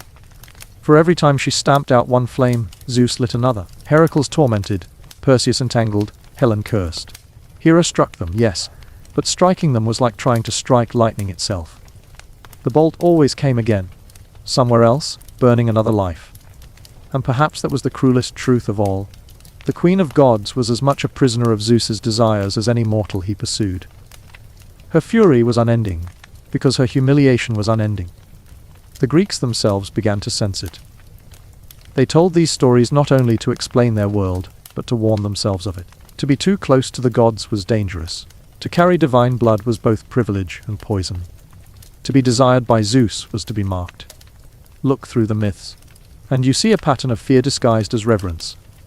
offerings at temples, hymns sung to the skies, sacrifices laid upon altars. They were less acts of love than acts of appeasement. For the Greeks knew that their gods were not merciful overseers, but volatile forces, Zeus most of all. You prayed to him for rain, for justice, for protection. But beneath your prayer was the quiet, trembling plea, "Not me. Not my family. Pass me by." And yet, he never did. He never passed anyone by for long. His reach was endless, his appetite boundless. Dynasties fell into his orbit like moths into fire. And when they burned, it was mortals who screamed. Gods do not bleed. Mortals do. And the line of Zeus's children, stretching from one war to the next, was a scar carved into history. The Trojan War had ended, but the curse of his blood had only just begun. And as the poets sang, as the storytellers whispered around fires, as the listeners leaned closer to hear tales of heroes and monsters, somewhere above them, Zeus sat on Olympus, lightning flickering in his hand, eyes scanning the world, always searching, always choosing, always ensuring that no ending was ever truly an end. The Olympians ruled with thunder, with beauty, with terror, and with charm. They ruled because mortals allowed themselves to believe they could not resist. Yet beneath the hymns, beneath the sacrifices laid on temple altars, beneath the perfumed smoke of burning offerings, there was always another truth. Humans resented, humans remembered, and humans dreamed. They dreamed of a world where gods could be questioned, where thunder could be endured, where fire itself could be stolen. For the Greeks knew the oldest lesson: no power is absolute, not even divine power. And though mortals could not rise to Olympus, they could test its boundaries. They could spit in the face of fate, however briefly. This was hubris, and hubris was always punished. Yet the stories of hubris are also stories of courage, of flickering sparks against endless night. They are stories of defiance. The first great defiant was not even mortal but Titan. Prometheus, whose very name means for thought, was older than Zeus, older than Olympus. He had watched as the Olympians wrested the world from the Titans, watched as Zeus bound his own father, Cronus, in chains, and cast him into Tartarus. Prometheus did not fight against them. He was clever enough to survive, but he did not bend either. He tricked Zeus first with a feast. When mortals offered sacrifice, Prometheus divided an ox into two piles. One pile was meat wrapped in unappetizing hide. The other was bones wrapped in gleaming fat. Zeus, deceived by the appearance, chose the fat and bones. From then on, mortals kept the meat, the gods the scraps. Zeus, realizing he had been duped, swore vengeance. So Prometheus stole fire. Fire, the one gift that separated man from beast, that allowed bread to rise, metals to harden, darkness to be lit. He carried it in a fennel stalk, defiant and gleaming. He gave it to humans, and with it gave them more than warmth. He gave them power, independence, and, most dangerously, dignity. Zeus raged. For Zeus could endure insults, he could endure laughter, but he could not endure mortals forgetting their place. Prometheus was chained to a rock in the Caucasus, his liver torn daily by an eagle, regenerating each night. Eternal punishment, eternal pain. But Prometheus endured, and the fire he had given never went out. Mortals remembered. Every hearth, every forge, every spark struck between stones was rebellion burning still. Defiance had been born, and once born, it did not die. Consider Niobe, queen of Thebes, mother of many children. She looked upon the people's offerings to Leto, mother of Apollo and Artemis, and laughed. Why honor Leto, who bore only 2, when Niobe herself had borne 6 or 12, depending on the telling? More children, more glory. Why kneel to a goddess lesser than herself? Pride rose in her like flame. She mocked Leto, mocked the twins. For a moment she dared to lift her face level with the divine. And for that moment, she was magnificent. But gods are not patient with mortal pride. Apollo and Artemis descended, arrows flashing like sunlight. They slaughtered her children before her eyes, one by one, until the queen who had boasted of her abundance was left barren. Niobe fled, weeping, to Mount Sepilus. There, she turned to stone. Yet still, they say, tears stream from that stone, an eternal fountain of grief. Her defiance was punished, but it was not erased. Her story lingered, whispered like a warning, but also like a hymn. There was also Arachne, a girl of humble birth but gifted hands. Her weaving was so fine that mortals whispered it rivaled Athena herself. When pride swelled within her, Arachne did not hide it. She challenged Athena openly, daring the goddess to compete. The loom was their battlefield. Athena wove the majesty of Olympus, gods enthroned, shining, triumphant. Arachne wove something else, scenes of gods deceiving mortals, of Zeus seducing women in countless guises, of divine cruelty cloaked as power. Her threads shimmered with uncomfortable truth. It was perfect, flawless, undeniable. Athena, enraged not only at the audacity, but at the accuracy, struck her. Arachne, humiliated, tried to end her life, but Athena transformed her into a spider. She would weave forever, suspended between ceiling and ground, a symbol of both punishment and persistence. Mortals saw her webs and remembered a girl once challenged a goddess and nearly won. Defiance often took root in kings. Perhaps it was inevitable. Kings already bore crowns, already commanded obedience. To them, the distance between throne and Olympus seemed thinner. Pentheus, king of Thebes, mocked Dionysus, god of wine and ecstasy. He sneered at the wild rituals of the Bacchantes, called them indecent, shameful, unworthy of men. He sought to outlaw Dionysus, to cage the gods' worshippers, to restore order and reason. But order and reason are fragile things, and Dionysus was not to be mocked. The women of Thebes, seized with divine madness, tore Pentheus limb from limb. His own mother, Agev, led them, mistaking him for a lion in her frenzy. When clarity returned, she held her son's head in her hands and screamed. Hubris had been shattered, yes, but so had dignity. Yet beneath the horror lay a truth that frightened even more. Pentheus had seen the gods for what they were. Wild, irrational, cruel. He had tried to resist. He had failed, but his failure echoed. And then there was Sarmonius, a king of Elis. He dared the greatest hubris of all, imitation of Zeus himself. He drove a chariot across a bronze bridge, dragging bronze kettles to mimic thunder, hurling torches into the sky to mimic lightning. His people watched, bewildered, terrified, half believing. Perhaps for a heartbeat, they wondered if their king was indeed divine. Zeus did not tolerate even the thought. He struck Sarmonius down with real thunderbolts, obliterating him where he stood. His city fell into ruin. His name lived on only as a cautionary tale. And yet, is it not true that in the moment before Zeus's bolt fell, Sarmonius had tasted the thrill of standing equal with a god? Defiance was not always loud. Sometimes it was quiet, secret, dangerous in its subtlety. Think of Sisyphus, cunning king of Corinth. He chained Thanatos, death itself, so that mortals ceased to die. For a time humanity lived without end. Zeus raged, the balance of the world disrupted. Mars freed Thanatos, and Sisyphus was condemned to the most famous punishment of all, to push a boulder up a hill, forever rolling back. Yet when you picture Sisyphus straining against the stone, sweat upon his brow, muscles aching, there is something almost noble there. He resists still. Each push is another refusal to yield, another act of rebellion against inevitability. Even in futility, he defies. Action too defied. He betrayed hosts, broke oaths, even sought to seduce Hera herself. Zeus punished him with a flaming wheel, spinning eternally in the heavens.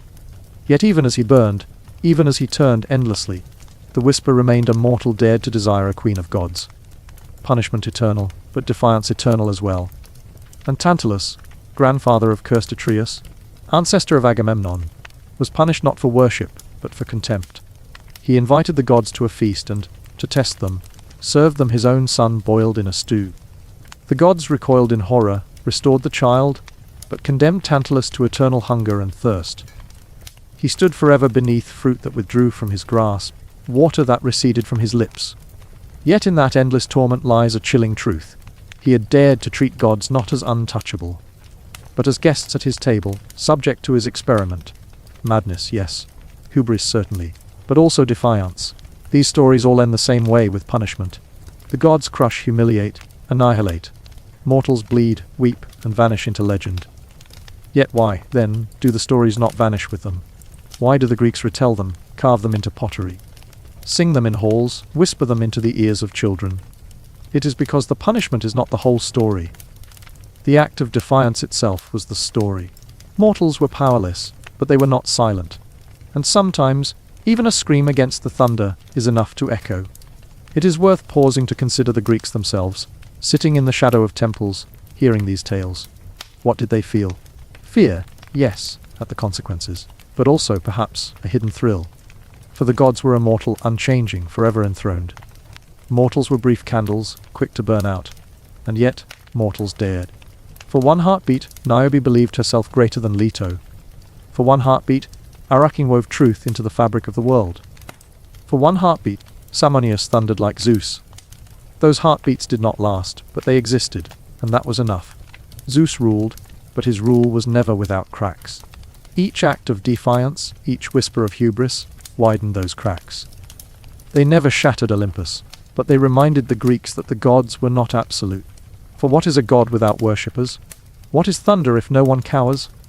Mortals feared, but mortals also dreamed, and dreams whispered in the dark are dangerous things. Prometheus's fire still burned in every hearth. Sisyphus still strained against his stone. Arachne still wove in her corners. Niobe still wept from her mountain. These were punishments, yes, but they were also monuments, proof that mortals had once stood against Olympus. Proof that even gods could be challenged, however briefly. Proof that the fire of defiance once lit cannot be extinguished. The gods were terrible. The gods were beautiful. The gods were cruel. They struck with thunder, lured with song, punished with endless torment. Yet for all their power, the gods themselves trembled before something older. The Greeks gave it many names: Moira, an Ankh, the thread, the loom, the inescapable order of things.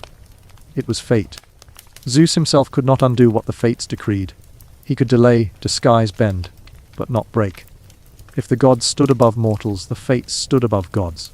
And so, when mortals rose not merely against divine rulers, but against the decrees of destiny itself, they enacted the boldest defiance of all. It is a defiance woven into tragedy. For to defy fate is to know you will lose. Yet mortals defied anyway. And in their struggle against the inevitable, they carved stories that outlived empires. They taught that even if destiny cannot be stopped, it can be faced. Perhaps that was the highest freedom the Greeks could imagine, not escape from fate, but the courage to meet it with open eyes. Oedipus was born into prophecy. Before he had spoken, before he had walked, the oracle of Delphi had spoken for him. He would kill his father, he would wed his mother, he would plunge his house into ruin. His parents, terrified, tried to defy the prophecy by discarding him. The infant was pierced through the feet and left to die upon a mountainside. Yet the prophecy, like water, finds its way. A shepherd rescued him. Oedipus grew, not knowing his true blood, and when he learned of the oracle's words, he chose flight. He fled from those he thought were his parents, to protect them, to resist destiny, but the road turned, as it always does, toward fulfillment. He quarreled with a stranger along the way, his true father, Laius, and killed him. He came to Thebes, solved the riddle of the Sphinx, and was crowned king. He wed Jocasta, the widowed queen, his true mother. The prophecy was complete. Oedipus had defied fate at every turn. He had tried to twist it aside. Yet each choice led him closer. He gouged out his eyes in horror when the truth was revealed. But even in blindness, there was a defiance. For he did not die meekly. He did not vanish. He wandered, cursed, yet still speaking, still remembered. His life was a ruin, but his struggle against destiny echoed. And the Greeks remembered him not only as a sinner but as a tragic king, a man who tried, however vainly, to stand against the loom of the fates. His daughter, Antigone, carried that defiance further. When her brothers, Eteocles and Polynices, slaughtered one another in civil war, the new king, Creon, decreed that Polynices, the traitor, should remain unburied, his corpse left to rot beneath the sun. Antigone refused. Burial was sacred, older even than kings. She knew the law, she knew the penalty, but she laid dust upon her brother anyway. Creon condemned her to death. She did not tremble. She went to her tomb, prison singing, a mortal voice lifted against decree, against order, against the rigid hand of fate. She died, yes, but she died on her own terms. Her name became immortal. The Greeks did not remember Creon as the embodiment of power. They remembered Antigone, who knelt in defiance and lifted her brother's soul to rest. Such defiance is not always tragic in tone. Achilles, the greatest warrior of the Achaeans, was told his destiny plainly. If he remained of home, he would live long, but in obscurity. If he went to Troy, he would die young, but his name would never be forgotten. Achilles chose Troy. He chose the short, burning life, the eternal fame. This too was a defiance, not to escape fate, but to embrace it, to hurl himself into its jaws with laughter. He killed Hector, he burned with rage, he dragged corpses behind his chariot. And when his time came, when Paris's arrow, Guided by Apollo struck his heel, he fell. Yet in falling, he triumphed. For the Greeks still sang of Achilles centuries later, still whispered his name, still placed him among the shades of the underworld, who glowed brighter than others. He had not denied fate, but he had reshaped its meaning. His death became his crown. Defiance against prophecy was common in the Greek imagination. Kings, heroes, shepherds, all sought to outwit the oracle of Delphi, and all failed. Croesus, the wealthy king of Lydia, sought to know if he should war against Persia. The oracle told him, if you cross the river, a great empire will fall. He crossed, and indeed an empire fell, his own. He had sought clarity, but prophecy is never clear. In his ashes, another warning was written: defy fate if you dare, but the gods will laugh. Yet the Greeks also whispered of another kind of defiance, the refusal to bow, even when fate has already struck. Think of Medea, betrayed by Jason, cast aside for another woman after she had given him everything. Her loyalty, her cunning, her very homeland. She was fated to lose him, but she would not lose quietly. She killed her rival, she killed her children. She left Jason with nothing but ash. The gods themselves recoiled, but Medea rose upon a chariot of the sun, untouchable. Her name became dread, her story venom. She did not stop fate, but she carved her own path through it, bloody and unrepentant. This was the core of Greek tragedy, the recognition that fate is unbreakable, and the simultaneous insistence that mortals resist anyway. The gods commanded obedience. Fate commanded inevitability. But mortals still spat in the wind, still struck stones together, still burned with Prometheus's stolen fire. It was not victory they sought, but dignity. To resist, even when doomed, was to be human. Consider once more the image of Sisyphus, straining against his eternal stone. The Greeks looked upon him and did not see only futility. They saw defiance. Each push, each roll, each sweat-drenched gasp was rebellion. He could not escape, but he could endure. He could spit back, silently, endlessly. And in that silence, he became immortal. The loom of the fates spun on. Threads wove, threads cut. Kings fell, empires collapsed, heroes died young. Yet the Greeks kept telling these stories. They kept whispering the names of those who fought back. For the act of resistance mattered more than the outcome. Destiny might be invincible, but the fire of defiance burned brighter because of it. Even Zeus, enthroned upon Olympus, dreaded the fates. He was king of gods, wielder of thunder, but not master of destiny. If mortals learned this, if mortals remembered that even Zeus was bound, then their defiance was no longer folly, it was reflection. For mortals and gods alike stood beneath the same loom. The only difference was endurance. And so, tragedy became a hymn of defiance. The Greeks filled their theatres with these tales, sitting in darkened rows as actors in masks spoke the names of Oedipus, Antigone, Medea, Achilles. The crowd wept, the crowd trembled, but also the crowd remembered. They remembered that to be human was to resist, even knowing it would fail. Hubris, they said, was punished. But hubris was also the only path to dignity. Mortals burned because they dared to reach, dared to speak, dared to challenge. The gods struck them down, but never erased them. Their names lived longer than the temples, longer than the offerings, longer even than the shrines. The gods demanded obedience, history remembered defiance. Against the loom of fate, no one ever triumphed. And yet, each act of defiance glimmered like firelight. It was a small thing, fragile, flickering. But when night is endless, even a flicker is enough to remember. Even a flicker is enough to say, we did not kneel. It always ends here, doesn't it? You may bargain with the gods, you may defy kings, you may fight destiny with sword or fire, but the road winds downward all the same. Every path leads beneath the earth, to where sunlight never touches, where voices lose their echo, where even Zeus's thunder cannot reach. Welcome, then, to Hades. Not the god, though he waits here too. I mean the place. The land of shades, the underworld, the silence into which every Greek believed they would one day fall. It is not glorious. Do not expect heaven. Do not expect hell either. It is stranger, quieter, flatter. The Greeks did not imagine death as reward or punishment for most, but as a kind of eternal grey. You arrive, and you are a shade, a faint echo of who you were, wandering through asphodel fields where flowers bloom without fragrance, petals without colour. If life was a feast, death is a crumb swept under the table. Yet crumbs persist, crumbs gather, and in that gathering lies the great shadow of the Greek imagination. Let us walk, then. The entrance yawns at a cave near the edge of the world. Some said it was at Tainaran, a rocky tip of the Peloponnesus, where the sea claws at stone. Others swore it was at Lake Avernus in Italy, a dark pool that stank of sulphur. The location did not matter, for all roads opened downward if you stepped deep enough. Here is the black mouth, here the chill breath, here the stale air curling upward like the exhale of a sleeping giant. You enter, and already your skin prickles. Already the sound of the living world has gone muffled. Cerberus waits at the threshold.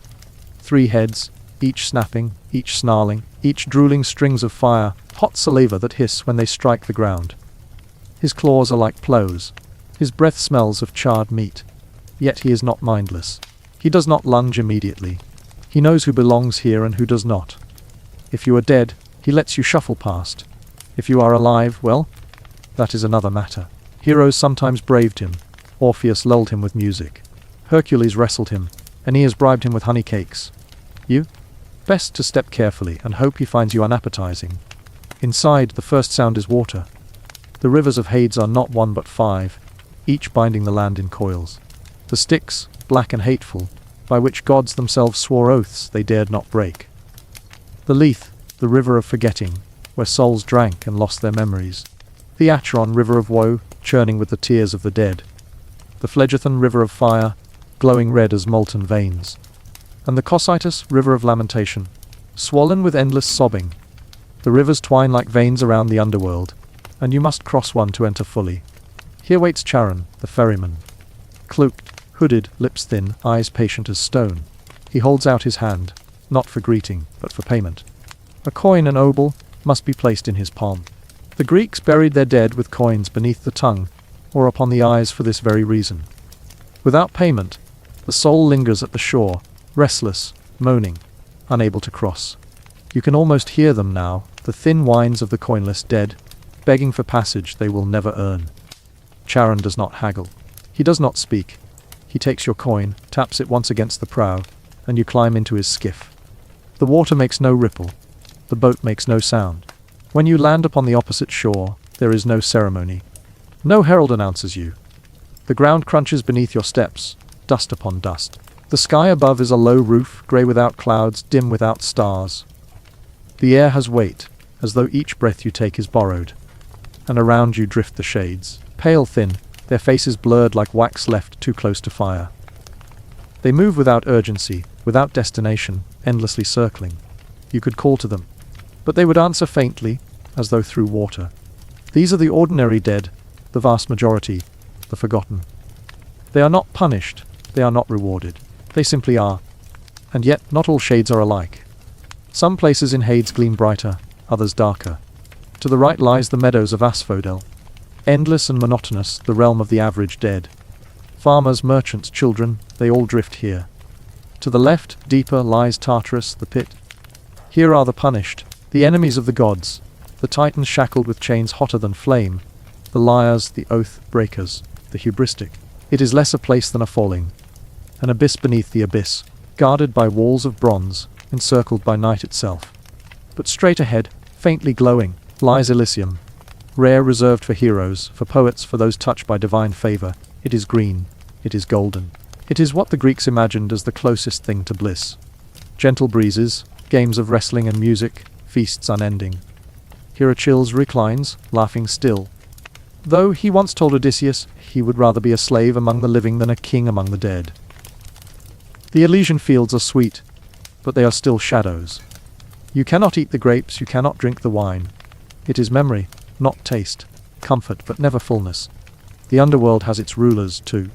Hades himself sits enthroned, dark-bearded, silent-eyed. He is not cruel, despite what you may think. He is stern, unyielding, the keeper of order. He does not make the laws, he enforces them. The dead must remain dead, and he ensures it.